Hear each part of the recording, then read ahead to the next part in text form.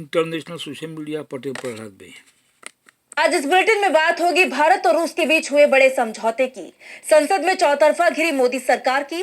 देखेंगे क्यों इंडिगो मामले में बैकफुट पर आई मोदी सरकार। सीजीआई को वकीलों के ओपन लेटर को जानेंगे। बिहार विधानसभा सत्र के अंतिम दिन क्या रहा खास।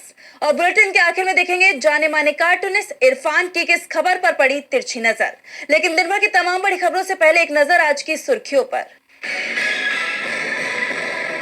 शिंदे गुट और बीजेपी में दल बदल को लेकर चंद्रशेखर बावनकुले का बयान। कहा लोकल लेवल पर होती रहती है खटपट। हाल ही में अमित शाह ने शिंदे को दिया था दल बदल न होने का आश्वासन। नीतीश कुमार का ऐतिहासिक record. World book of records ने नीतीश को दिया विशेष सम्मान। 10वीं बार सीएम पद की शपथ लेने पर मिला ये सम्मान। आरबीआई का बड़ा फैसला। रेपो रेट में 0.25% की कटौती से आम जनता को राहत। 5.25% हुई रेपो रेट की नई दर। और शेयर बाजार में तेजी। 447 अंकों की बढ़त के साथ 85,712 पर बंद हुआ सेंसेक्स। तो 152 अंकों की बढ़त के साथ 26,186 पर बंद हुआ निफ्टी। ये तो थी सुर्खियां। अब बात आज की सबसे बड़ी खबर की। रूस के राष्ट्रपति व्लादिमीर पुतिन की भारत यात्रा काफी दमदार नजर आ रही है। उनका ये दौरा ऐसे वक्त में हो रहा है जब भारत रूस के बीच स्ट्रेटेजिक पार्टनरशिप के 25 साल पूरे हो गए हैं और अब पीएम मोदी के साथ पुतिन की द्विपक्षीय बैठक में इस पार्टनरशिप को और मजबूत बनाने की नींव रखी गई। दोनों देशों के बीच कई समझौते हुए। तो क्या कुछ खास रहा इस बैठक में, देखिए इस रिपोर्ट में। रूस के राष्ट्रपति व्लादिमीर पुतिन की 2 दिवसीय भारत यात्रा सफल मानी जा रही है। उनके इस दौरे से दोनों देशों के संबंधों को और बूस्ट मिला है। रूसी राष्ट्रपति सुबह ही राजघाट पहुंचे, जहां उन्होंने राष्ट्रपिता महात्मा गांधी को माल्यार्पण किया, जिसके बाद विजिटर्स बुक में उन्होंने लिखा, गांधी ने जिस नए और ज्यादा न्यायपूर्ण वर्ल्ड ऑर्डर का अंदाजा लगाया था वो आज बन रहा है। राजघाट से पुतिन सीधे हैदराबाद हाउस पहुंचे, जहां उनकी और पीएम मोदी की द्विपक्षीय बैठक हुई।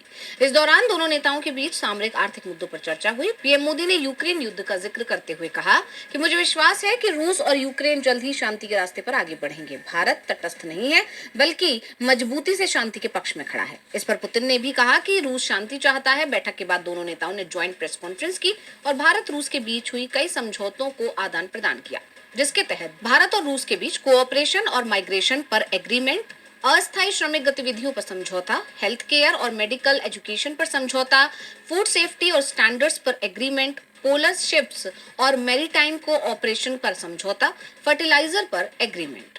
पीएम मोदी ने रूसी नागरिकों के लिए 30 दिन के फ्री ई टूरिस्ट वीजा का ऐलान किया तो राष्ट्रपति पुतिन ने भारत को ईंधन के लगातार और बिना रुकावट आपूर्ति जारी रखने की घोषणा की। उन्होंने गर्मजोशी भरे और आतिथ्यपूर्ण स्वागत के लिए धन्यवाद कहा। वहीं पीएम मोदी ने कहा कि मैं अपने मित्र राष्ट्रपति पुतिन का भारत के प्रति उनकी गहरी मित्रता और अटूट प्रतिबद्धता के लिए दिल से आभार व्यक्त करता हूँ। उन्होंने इस बात पर जोर दिया कि दुनिया ने कई उतार चढ़ाव देखे, लेकिन भारत रूस की दोस्ती ध्रुवतारे की तरह बनी रही।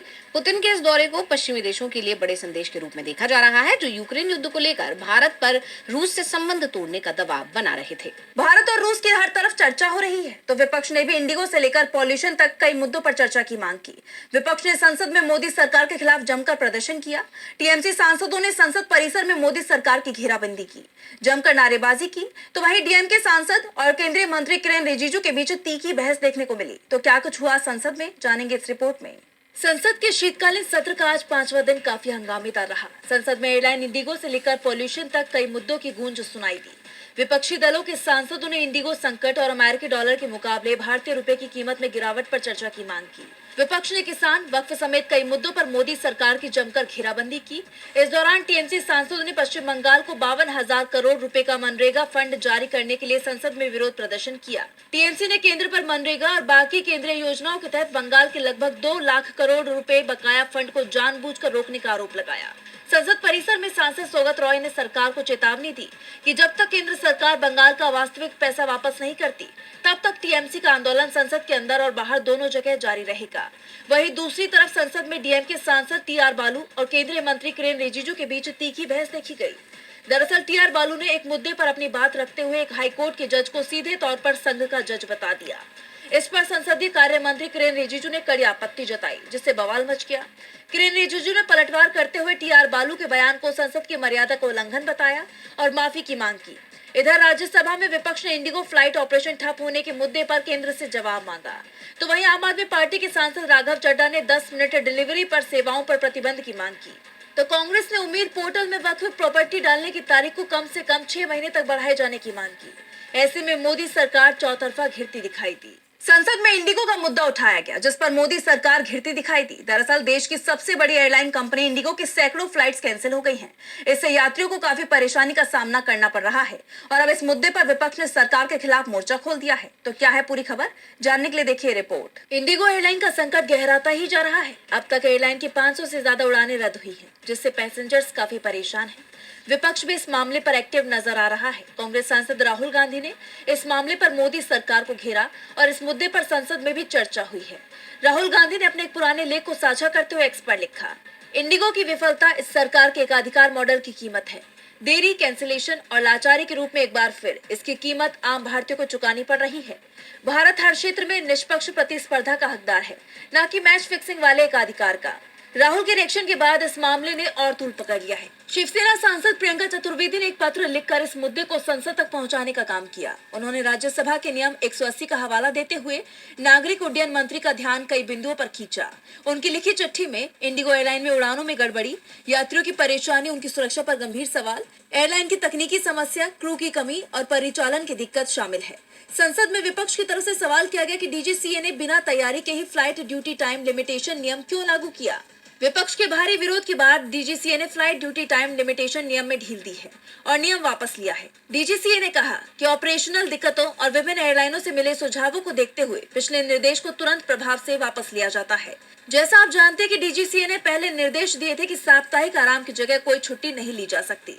एयरलाइन ने इस परेशानी के लिए माफी मांगी है। कंपनी ने बताया कि जिन यात्रियों की फ्लाइट्स रद्द हुई है उन्हें खाने पीने का सामान, फ्लाइट रीबुक कराने के विकल्प, होटल में ठहरने की सुविधा, सामान वापस पाने में मदद और पूरा रिफंड दिया जा रहा है। विपक्ष मोदी सरकार पर हमलावर है। इस बीच सीजे सूर्यकांत की भी एक टिप्पणी पर बहस छिड़ गई है। वकीलों ने एक खुला खत लिखा है जिसमें उन्होंने रोहिंग्या शरणार्थी को लेकर सीजे की एक टिप्पणी पर कड़ी आपत्ति जताई है।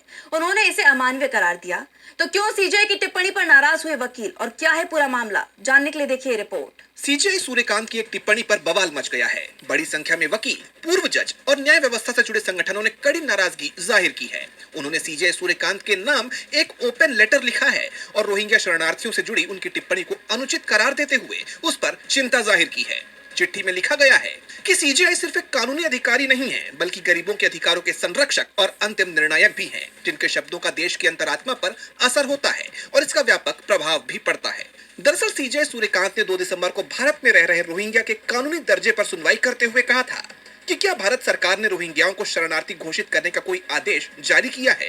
क्या घुसपैठियों के स्वागत के लिए रेड कारपेट बिछाना चाहिए, जबकि देश के अपने नागरिक गरीबी से जूझ रहे हैं? उनकी इस टिप्पणी पर अब वकीलों ने नाराजगी जाहिर की है। उनका कहना है कि ऐसी टिप्पणियां रोहिंग्या शरणार्थियों के अधिकारियों के खिलाफ बेंच की तरफ से पक्षपात किए जाने की आशंका पैदा करती हैं और इस चिंता का कारण बनती हैं कि जब हमारे बीच सबसे कमजोर लोगों के अधिकारों की रक्षा करने की बात आती है तो वो न्यायपालिका में जनता के विश्वास और भरोसे पर बुरा असर डालेंगी।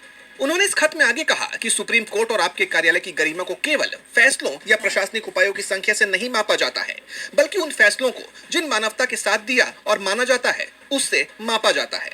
खत पर हस्ताक्षर करने वालों में दिल्ली हाई कोर्ट के पूर्व chief justice AP Shah, supreme court के वरिष्ठ वकील गोपाल शंकर नारायण, वरिष्ठ वकील प्रशांत भूषण समेत कई जाने माने चेहरे शामिल हैं। उनका कहना है कि भारत में शरणार्थियों को प्रवासियों से अलग श्रेणी के रूप में पहचानने की एक लंबी परंपरा रही है। देश ने तिब्बतियों को मानवीय सुरक्षा प्रदान की है। अब देखना यह होगा कि सीजे सूर्यकांत इस पर क्या प्रतिक्रिया देते हैं। सीजे की टिप्पणी पर वकील नाराज हो गए तो बिहार विधानसभा में भी गहमा गहमी का माहौल देखा गया। बिहार विधानसभा सत्र का आज आखिरी दिन था। सदन की कार्यवाही के अंतिम दिन सत्ता पक्ष और विपक्ष के बीच तीखी नोकझोंक देखने को मिली। तो और क्या कुछ हुआ इस सत्र के आखिरी दिन, जानेंगे इस रिपोर्ट में। बिहार विधानसभा के स्पेशल सत्र के आखिरी दिन जेडीयू विधायक विजेंद्र यादव के एक बयान पर विधानसभा में विपक्षी सदस्यों ने जमकर शोर मचाया। दरअसल विजेंद्र यादव ने कहा कि नीतीश कुमार के ज्ञान, विज्ञान और ईमान ने बिहार का बजट 3 लाख करोड़ से ज्यादा बढ़ाया है। आज चारा घोटाला और बालू घोटाला नहीं होता है। नीतीश कुमार में ईमान का संकट नहीं है, इसलिए पैसे का प्रबंध भी होगा। पहले सिर्फ आलू, लालू और बालू की बात होती थी। Smart founders know something most या जिससे सदन का माहौल गर्मा गया। तो वहीं दूसरी तरफ राज्य के पूरक बजट को सर्वसम्मति से पास कर दिया गया। आप जानते हैं कि 5 दिनों के इस सत्र में कुल 5 बैठकें हुई। आखिरी दिन स्पीकर प्रेम कुमार ने सहयोग के लिए सभी सदस्यों को धन्यवाद दिया। नेता प्रतिपक्ष तेजस्वी यादव के सदन से गायब रहने का मुद्दा भी गर्म रहा। सत्र में विधायकों को शपथ दिलाई गई। प्रेम कुमार स्पीकर तो नरेंद्र नारायण यादव डिप्टी स्पीकर निर्वाचित किए गए। इस छोटे से सत्र में भी नेता प्रतिपक्ष तेजस्वी यादव अनुपस्थित रहे, जिससे सत्ता पक्ष ने मुद्दा बना लिया है। तो वहीं सदन में राज्यपाल का अभिभाषण हुआ और राज्य के पूरक बजट को सर्वसम्मति से पास कर दिया गया। अंतिम दिन कार्यवाही के दौरान पक्ष और विपक्ष के बीच हल्की नोकझोंक देखने को मिली, जिसके बाद 18वीं बिहार विधानसभा के शीतकालीन सत्र का समापन घोषित कर दिया गया। इसकी घोषणा करते हुए विधानसभा अध्यक्ष प्रेम कुमार ने सभी सदस्यों को आगामी नव वर्ष 2026 की अग्रिम शुभकामनाएं दी। अब बिहार विधानसभा का अगला सत्र साल 2026 में आयोजित किया जाएगा, जिसमें नए एजेंडे, विधेयक और बजट सत्र से जुड़े महत्वपूर्ण मसलों पर चर्चा होने की संभावना है। बिहार विधानसभा सत्र के आखिरी दिन बवाल मच गया तो विवाद एसआईआर को लेकर भी छिड़ा हुआ है। एसआईआर को लेकर चुनाव आयोग की बड़ी लापरवाही सामने आई है, जिसने चुनाव आयोग पर कई सवाल खड़े कर दिए हैं। जहां एक तरफ चुनाव आयोग वोटर लिस्ट को अपडेट रखने की बात कर रहा है, तो वहीं 17 लाख ऐसे वोटर्स के नाम अभी भी लिस्ट में शामिल है जिनका निधन हो चुका है। इस चौंकाने वाली जानकारी को लेकर अब कई सवाल खड़े हो गए हैं। इस बीच अखिलेश यादव ने भी बड़ी मांग कर दी है। तो क्या है पूरा मामला, जानेंगे इस रिपोर्ट में। देश के 12 राज्यों और केंद्र शासित प्रदेशों में एसआईआर की प्रक्रिया जारी है, लेकिन इस प्रक्रिया को लेकर चुनाव आयोग की कार्यप्रणाली पर गंभीर सवाल खड़े हो रहे हैं। हाल ही में गुजरात से सामने आए आंकड़ों ने चुनाव आयोग की बड़ी लापरवाही उजागर की है। गुजरात के मुख्य चुनावी अधिकारी की रिलीज के मुताबिक राज्य की मौजूदा वोटर लिस्ट में अभी भी 17 लाख से ज्यादा मृत वोटर्स के नाम शामिल हैं। इसके अलावा 6.14 लाख से ज्यादा वोटर्स गायब और 30 लाख से ज्यादा स्थायी रूप से स्थानांतरित वोटरों को लिस्ट से हटाया ही नहीं गया है। साथ ही 3.25 लाख से ज्यादा रिपीटेड वोटर्स भी मिले हैं। ये आंकड़े चौंकाने वाले हैं, क्योंकि चुनाव आयोग ने खुद ये आंकड़े जारी किए हैं। जहां एक तरफ चुनाव आयोग वोटर लिस्ट को अपडेट रखने का दावा करता रहा है, तो वहीं 17 लाख मृत वोटर्स का नाम लिस्ट में रहना कई सवाल खड़े करता है। पूछा जा रहा है कि ये चुनाव आयोग की लापरवाही है या फिर किसी के इशारे पर किया गया काम। वहीं एसआईआर विवाद दूसरे राज्यों में भी जारी है। समाजवादी पार्टी के प्रमुख अखिलेश यादव ने यूपी में चल रहे एसआईआर प्रक्रिया को लेकर चुनाव आयोग से बड़ी मांगे कर दी हैं। उन्होंने सोशल मीडिया प्लेटफॉर्म एक्स पर लिखा, एसआईआर पर सीधी मांग, उत्तर प्रदेश में कितने % एसआईआर हुआ है, इसका आंकड़ा आज प्रकाशित किया जाए। डीएलओ पर जानलेवा दबाव हटाकर अतिरिक्त अधिकृत लोगों को समयावधि के अनुरूप इस काम पर लगाया जाए। सुनिश्चित किया जाए कि सत्ताधारियों के दल और उनके संगी साथी पिछले दरवाजे से इस काम में अब नहीं है और न आगे कभी होंगे। इस बात की पक्की जांच पड़ताल हो कि हर विधानसभा में पीडीएस समाज के कितने लोगों को वोटर लिस्ट से हटाने की साजिश की जा रही है। हर हाल में इसे होने से रोका जाए। जैसा कि आप जानते हैं कि अखिलेश यादव की ये मांग बीएलओ पर काम के बढ़ते दबाव और विपक्ष की तरफ से समय सीमा बढ़ाने की मांग के बीच आई है। इन गंभीर सवालों और राजनीतिक दबाव के चलते अब देखना होगा कि चुनाव आयोग कितनी तत्परता से अपनी ये गलती सुधारता है, क्योंकि अगर ऐसा नहीं हुआ तो फिर उसकी मुसीबतें बढ़नी तय मानी जा रही हैं। चुनाव आयोग की मुश्किलें बढ़नी तय मानी जा रही हैं, तो मुसीबत में मोदी सरकार भी दिखाई दे रही है। किसानों ने सरकार के खिलाफ बड़ा मोर्चा खोल दिया है और पंजाब में रेलवे ट्रैक जाम कर दिए, जिससे कई जिलों में ट्रेनों की आवाजाही पर असर पड़ा। इतना ही नहीं, किसानों ने जमकर नारेबाजी भी की और सरकार पर जमकर निशाना साधा। तो क्या है पूरी खबर, जानने के लिए देखिए रिपोर्ट। पंजाब में किसानों ने अपनी मांगों को लेकर कई जगह रेलवे ट्रैक जाम कर दिया, जिससे राज्य और केंद्र सरकार पर काले बादल मंडराने लगे। किसानों की तरफ से फिरोजपुर, जालंधर, अमृतसर समेत कई जगह ट्रैक पर धरना दिया गया। इस दौरान फिरोजपुर में ट्रैक पर बैठे किसानों की पुलिस से झड़प भी हो गई। जालंधर में पुलिस ने जहां कई किसानों को डिटेन किया, तो वहीं लुधियाना में भारी पुलिस बल की तैनाती के कारण ट्रैक बाधित नहीं हो पाया। दूसरी तरफ किसानों ने अमृतसर के देवीदासपुरी में रेलवे ट्रैक जाम कर दिया और सैकड़ों की संख्या में धरना देने पहुंचे, जिसके कारण कई ट्रेनें भी कैंसिल की गई। जैसा कि आप जानते हैं कि 2 दिन पहले किसानों ने ऐलान किया था कि 5 दिसंबर को अपनी मांगों को लेकर वो बड़ा आंदोलन करेंगे। किसानों के ऐलान का पता चलते ही पंजाब पुलिस कई किसान नेताओं के घर पहुंच गई और कई नेताओं को हिरासत में ले लिया। तो वहीं दिलबाग सिंह, मक्खन सिंह और सुखदेव मंगली जैसे नेताओं को घर में ही नजरबंद कर दिया गया, जिसे लेकर भारतीय किसान मजदूर यूनियन के प्रधान दिलबाग सिंह ने कहा कि पुलिस ने रात से ही रेड शुरू कर दी। भगवंत मान मोदी सरकार का दूसरा चेहरा है। आपको याद होगा कि किसान मजदूर मोर्चा के संयोजक सरवण पंधेर ने हाल ही में कहा था कि एमएसपी की गारंटी के कानून समेत किसानों की कई मांगों पर केंद्र और पंजाब सरकार की तरफ से फैसला नहीं लिया गया है। इसकी वजह से किसानों को प्रदर्शन के लिए मजबूर होना पड़ रहा है। किसानों की तरफ से केंद्र से एमएसपी की गारंटी कानून की मांग की जा रही है। इसके अलावा बिजली सुधार बिल 2025 भी रद्द नहीं किया गया। हमारी मांग है कि प्रीपेड मीटर हटाकर पुराने मीटर लगाए जाए। पंजाब की आप सरकार के सार्वजनिक संपत्तियों को जबरन बेचने, किसानों मजदूरों के अधिकारों की अनदेखी और अन्य समस्याओं को लेकर ये प्रदर्शन किया जा रहा है। किसानों के सरकार के खिलाफ इतने बड़े आंदोलन के बाद अब देखना यह होगा कि क्या सरकार उनकी मांगों को लेकर फैसला लेगी या नहीं। और बुलेटिन के आखिर में देखेंगे जाने माने कार्टूनिस्ट इरफान की किस खबर पर पड़ी तिरछी नजर।